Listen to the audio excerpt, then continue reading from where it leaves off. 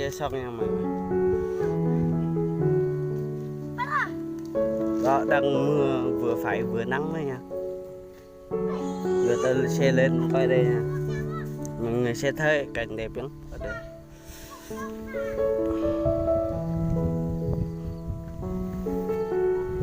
Đấy, mọi người thấy chưa?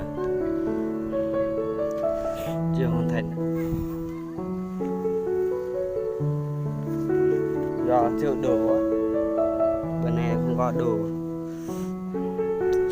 Chặt cây người ta mắng là thời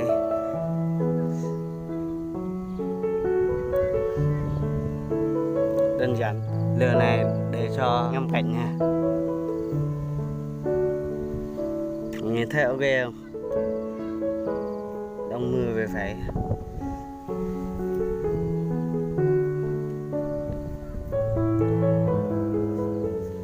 Đi xuống rồi, đi về mưa rồi. Làm tới đây thôi nha. Nguy hiểm. Đi dục xuống cái đường đó.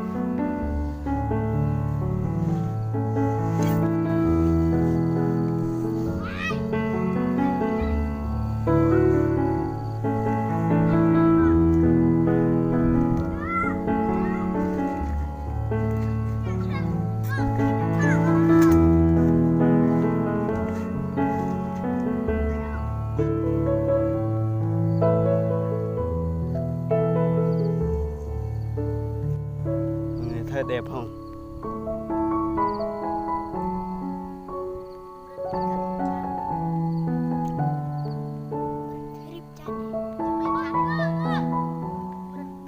Chân to hạnh chân luôn. Kia đang dắt vò nha mọi người.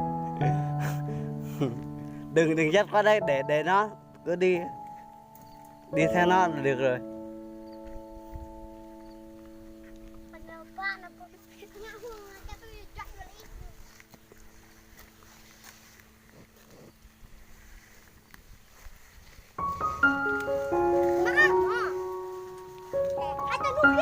Trăng tròn với kìa. Cái gì mình lâu rồi mình không nói, giờ mình quên đấy, quên cái miệng nữa.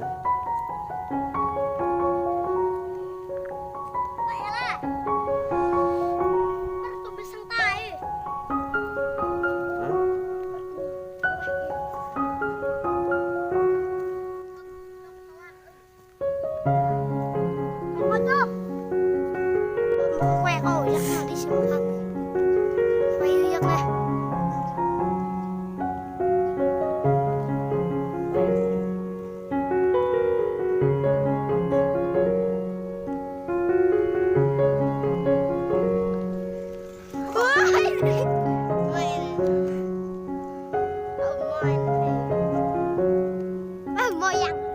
Mò tóc đấy.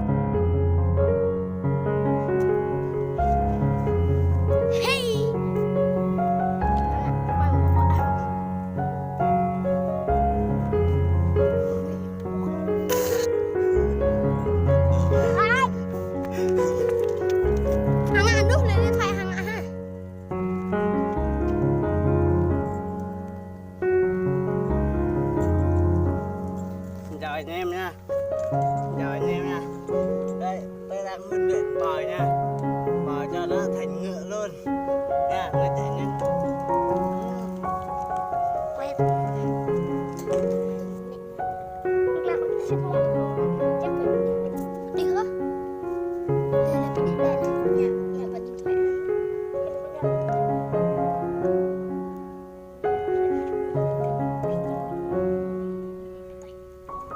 Lên.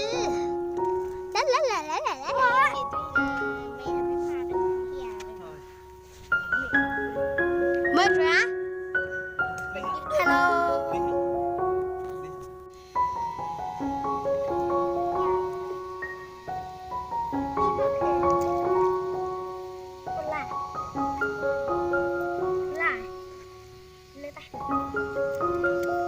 Quay mắt đi.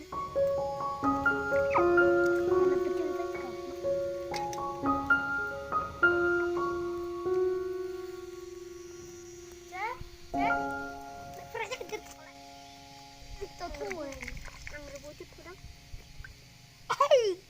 được khỏe khỏe xin tay đó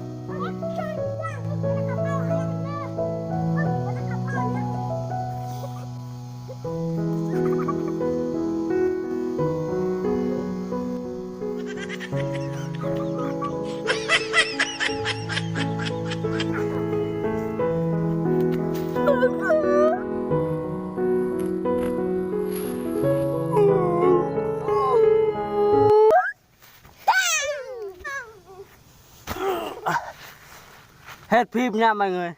hết phim nè mọi người với Nhưng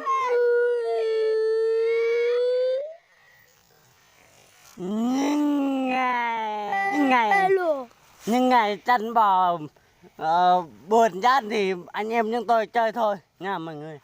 Rồi thôi bye bye.